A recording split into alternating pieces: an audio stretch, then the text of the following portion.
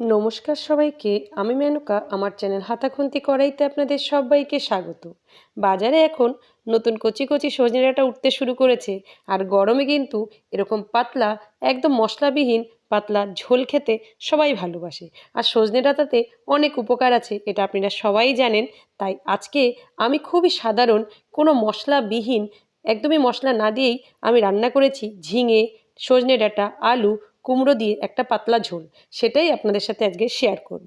আমি এটা রান্না করতে যেটা যেটা নিয়েছি, ঝিঙে নিয়েছি, একটু আলু নিয়েছি, আর নিয়েছি এখানটা একটু কুমড়ো, আর আলুটাকে একটু লম্বা লম্বা সরু করে আমি কেটে নিয়েছি। তরকারিগুলোকে একটু সব এক সাইজের কাটার চেষ্টা করবেন। আর ডাঁটাগুলো পুরো ছুলবেন না, একটা আঁশ তুলবেন তাহলেই হবে। পুরো ছুলে দিলে ডাঁটাটা খুলে যাবে, খেতে কিন্তু ভালো লাগবে না। আর এখানটা আমি নিয়েছি কিছুটা পরিমাণে চিংড়ি মাছ। চিংড়ি মাছটা ছোটও হতে পারে, বড়ও হতে পারে, যেরকম সাইজের। আমার ঘরে বড় ছিল বলে আমি কেটে ছোট করে নিয়েছি। চিংড়ি মাছটাকে একটু, যেটা আগে করতে হবে সেটা হচ্ছে একটুখানি নুন আর একটুখানি হলুদ দিয়ে এটাকে একটুখানি চটকে মেখে নিতে হবে। তার জন্য এখানটা চিংড়ি মাছের সাইজের কোনো ম্যাটার করবে না, আপনার ঘরে যেরকম সাইজ থাকবে আপনি সেরকম। আর এইরকমভাবেই আপনাকে কিন্তু চিংড়ি মাছটাকে প্রিপেয়ার করতে হবে। এরকম চটকে আপনাকে চিংড়ি মাছটাকে নিতে হবে। চিংড়ি মাছটা যেহেতু এখানটা একটা ভালো ভূমিকা করে, তার জন্য এইভাবে নিতে হবে। আমি আমার মাকে দেখতাম চিংড়ি মাছের মাথা বেটে সেই মাথার যেই জলটা বেরোতো সেটা সেকে এই তরকারিটাতে দিত। সেটা একটা অসাধারণ স্বাদ হতো। আমি এখানটা একটা কড়াই বসিয়ে দিয়েছি। কড়াইতে আমি প্রয়োজন মতো সাদা তেল দিয়ে দিলাম। আপনারা সর্ষের তেলেও রান্নাটা করতে পারেন। আর এখানটা তেলটা যেহেতু একটু গরম হয়ে যাবে, দুটো শুকনো লঙ্কা ছিঁড়ে আর একটা তেজপাতা আমি এর ভিতরে দিয়েছি। আর ফোড়নে আমি এখানটা দেব সর্ষে। আপনারা এই রান্নাতে সর্ষে ফোড়ন দিয়েই রান্নাটা করার চেষ্টা করবেন। আমি সর্ষেটা যেই একটু ভাজা ভাজা হয়ে আসবে তখন, আর যতক্ষণ একটা দেখবেন একটা সুন্দর গন্ধ বেরোতে শুরু করবে, আমি এবারে একটু নেড়ে চেড়ে এর মধ্যে আমি আগে কিছুটা সবজি দেব। সেটা হচ্ছে আলু আর কুমড়ো। আলু আর কুমড়োটাকেই আগে দেবেন, সব সবজি একবারে দিয়ে দেবেন না। আমি যেই রান্নাটা করছি, যেভাবে বলছি, যেই ছোটো ছোটো টিপসগুলো দিচ্ছি, আপনারা সেইভাবে একটু রান্নার চেষ্টা করবেন। দেখবেন এই তরকারিটা এত ভালো হয়। এই গরম পড়ছে, সাথে এরকম পাতলা ঝোল এত ভালো লাগে খেতে। শরীরের পক্ষে কিন্তু এরকম পাতলা ঝোল খেতে খুবই ভালো, শরীরের পক্ষে খাওয়া। এবার এই আলু আর কুমড়োটাকে আমি একটুখানি ভেজে নেব, হালকা একটু যেই সোনালি সোনালি রং হয়ে আসবে ততক্ষণ অবধি ভাজবো। এটা যেই ভাজা হয়ে যাবে, আমি যেই চিংড়ি মাছটাকে একটু নুন হলুদ দিয়ে চটকে রেখে দিয়েছিলাম সেই মাছটাকে আমি এর ভিতরে এবার দিয়ে দেবো। এই রান্নাটাই কিন্তু কোনো মশলাই পড়ে না, সাধারণ দুটো তিনটে মশলা দিয়ে এই রান্নাটা হয়ে যায়। তার জন্যই বলেছি এরকম পাতলা ঝোল গরমে কিন্তু খেতে সবাই ভালোবাসে, এটা খাওয়াও কিন্তু উপকার আছে।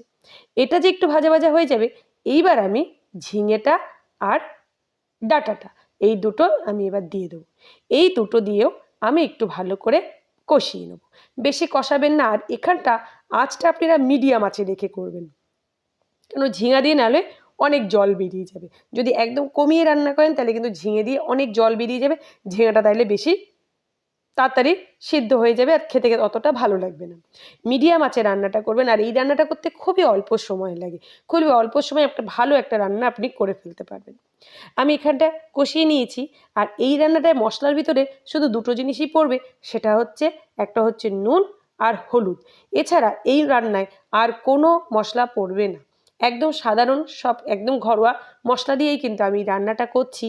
কিছু অতিরিক্ত মশলা দিয়ে আমি কখনোই কিছু রান্না করি না যেটার জন্য আমাকে বাইরে ছুটতে হবে, এমন কোনো মশলা দিয়ে। আমার এই রান্নাটাই তুমি পুরোপুরি কষানো হয়ে গেছে। এইখানটা আমি দিয়ে দেবো স্বাদ মতো নুন আর দিয়ে দেবো একটু রঙের জন্য হলুদ। ব্যাস, এই দুটো মশলা দিয়েই আমি কিন্তু রান্না করে ফেলবো আজকের এই এত সুন্দর একটা ঝিঙে সজনে ডাঁটা আলু কুমড়োর একটা পাতলা ঝোল। আর এখন সিজনে খুব সুন্দর সজনে ডাঁটা পাওয়া যাচ্ছে, তাই এটা কিন্তু খুবই সুন্দর খেতেও হয়। এই রান্নাটা আমি আমার মার কাছ থেকে শেখা। আমার মা যেহেতু বাংলাদেশে ছিল, তাই বাংলাদেশের মা আমার মা এই রান্নাগুলো খুব ভালো করতো। আর আমার মা আজকে, আর এখানে একটু স্বাদ মতো না কটা কাঁচা লঙ্কা দিয়ে দেবেন। আমার মা 2 মাস হলো মারা গেছে, তাই মাকে খুব মিস করি। তাই মার এই হাতের রান্নাগুলোকে আমার খুবই ভালো লাগতো খেতে। হয়তো মার মতো হয় না, কিন্তু মার মতো করে করার চেষ্টা করি। তাই জন্য এই রান্নাটা আমি মার মতন করেই করলাম। ব্যাস, এইভাবে লঙ্কাটাও আপনারা আপনাদের প্রয়োজন মতন দেবে। যেহেতু আমার মেয়ে খাবে তার জন্য আমি একটু ঝালটা কম দিলাম, তাই লঙ্কাগুলো সবকটাই চিড়ে দিইনি।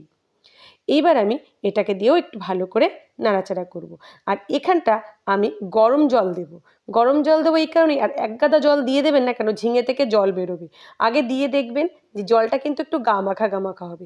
আমি যেই তরকারিগুলো নিয়েছি তাতে আমার 1 কাপ মতন জল লাগবে। এখানটা আমার আর একটু জল লাগবে। আমার 1 কাপ জল আমি এর ভিতরে দিয়ে দিলাম। আর এখানে একটু গরম জল দেওয়ার চেষ্টা করবেন। আর একটা আপনাদের টিপস দিই, এখানে কিন্তু এই তরকারিটা একদম ঢেকে রান্না করবেন না। ঢেকে যদি রান্না করেন আপনারা যে ঝিঙার এই যে সবুজ রঙটা, ডাঁটার এই সবুজ রঙটা, এটা কিন্তু নষ্ট হয়ে যাবে। আপনাদের আমি দেখাবো রান্না শেষ অবধি এই ঝিঙে এবং ডাঁটার রঙটা কিন্তু এরকম সবুজই থাকবে। আর যদি আজকে আমার এই রান্নার ভিডিও কোনো নতুন সদস্য দেখে থাকো তাহলে প্লিজ আমার চ্যানেলটাকে একটা লাইক, শেয়ার এবং সাবস্ক্রাইব করে দিও। দেখো আমার এই তরকারিটা যেহেতু আমি গরম জল দিয়েছি, এটা তাড়াতাড়ি কিন্তু ফুটে যাবে। এখানটা আপনারা হাই ফ্লেমে 2-3 মিনিট ভালো করে ফুটিয়ে নেবেন। ভালো করে 2-3 মিনিট ফুটিয়ে নেওয়ার পর এখানটা তারপরে আমি আগে এটাকে 2-3 মিনিট ভালো করে ফুটিয়ে নেব। দেখুন এরকম জানি টকবক করে ফোটে। এই পর্যায়ে আমার আলু এবং কুমড়ো প্রায় সিদ্ধ হয়ে এসছে, কেননা আমি কুমড়ো আলু এগুলো তাড়াতাড়ি, ঝিঙেটা তো খুবই নরম জিনিস, তাড়াতাড়ি সিদ্ধ হয়ে যাবে। আর ডাঁটাও তাড়াতাড়ি সিদ্ধ হবে যেহেতু কচি ডাঁটা। এই রান্নাটা আপনি 10 মিনিটের মতন করে ফেলতে পারবেন যদি আপনার ঘরে এই সব কিছু থাকে। আর গরমকালে এই সবজি আমাদের সাধারণত বাঙালি ঘরে সবার ঘরেই এই সবজিগুলো থাকে, কেননা এছাড়া আর বাজারে আর কী সবজি আছে। এখন তো পটল, ঝিঙে, উচ্ছে এগুলোই, আর সজনে ডাঁটার এখন বাজারে ভরপুর এই সবজিগুলোই থাকবে। দেখুন আমার এই ঝোলটা এরকম টকবক করে ফুটছে। এই পর্যায়ে আমি আর একটু ভালো করে নেড়ে দেবো। আর একটা বারবার অনুরোধ করব, তরকারিটা কিন্তু আপনারা একদম ঢাকবেন না। ঢাকলে কিন্তু আমি বারবার বলছি ঝিঙের রঙটা নষ্ট হয়ে যাবে। আর এখানটা একটুখানি নুনটা দেখে নেবেন। আমার তরকারির নুন একদম ঠিক আছে, একটু আর নুন লাগবে না। আর এখানটা একটা জিনিস একটু দিতেই হবে, না দিলে নয়, যেটা কিন্তু তরকারিতে অতি অবশ্যই দরকার, সেটা হচ্ছে একটু চিনি। যাদের চিনিতে আপত্তি আছে তবুও বলবো একটুখানি গুঁড়ো দিয়ে দিতে পারেন, অসুবিধার কিছু নেই। একটু চিনি না দিলে তরকারিটার স্বাদটা আপনার মুখে লাগবে না, এটা এত ভালো হয়। আর এই রান্নাটা আমার একদম হয়ে এসে দেখুন ঝোলটা ঠিক আমার এইটুকু থাকলেই হয়ে যাবে। এটা হাতে 10 মিনিট টাইম থাকলে আপনি এরকম মানে চটজলদি খুব সুন্দর এরকম একটা সুন্দর রান্না করে ফেলতে পারবেন। আর এটা গরম ভাতে বা রুটিতে খেতে দুটোতেই ভালো লাগে। আমার সব একদম সেদ্ধ হয়ে গেছে। দেখুন আমি করেও দেখিয়ে দিচ্ছি, আমাদের সব সবজিগুলো এত তাড়াতাড়ি সব সেদ্ধ হয়ে গেছে। ঝিঙা খুবই নরম জিনিস। এখানে একটা কুমড়ো আর আলুটাই একটু মানে শক্ত জিনিস ছিল, যেগুলোকে আগেই আমি একটুখানি ভেজে অর্ধেক আমি এখানটা সেদ্ধ করে নিয়েছিলাম। তারপরে ফুটিয়ে মানে বাকিটুকু আমি সেদ্ধ করে নিয়েছি। আমার এই রান্নাটা কিন্তু একদম কমপ্লিট হয়ে এসছে। আর এইটুকু গ্রেভিতেই রাখতেই হবে। গামাখা গামাখা গ্রেভি রাখলে এটা খেতে ভালো লাগে। আর পাতলা ঝোলটাও পাতলা হয়। আর বেশি নাড়বেন না খুন্তি দিয়ে, তাহলে মানে কুমড়ো টুমড়োগুলো ভেঙে যেতে পারে। দেখুন আমার রান্নাটা কত সুন্দর হয়েছে। একদম সামনে থেকে আপনাদের আমি দেখিয়ে দিলাম। আমার কোনো ভনিতা নেই, কিচ্ছু নেই।